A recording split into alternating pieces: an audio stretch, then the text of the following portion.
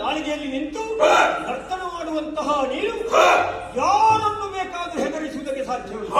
ಆದ್ರಿಂದ ಕರೆಯುವುದಕ್ಕೆ ಕಾರಣವಿಲ್ಲ.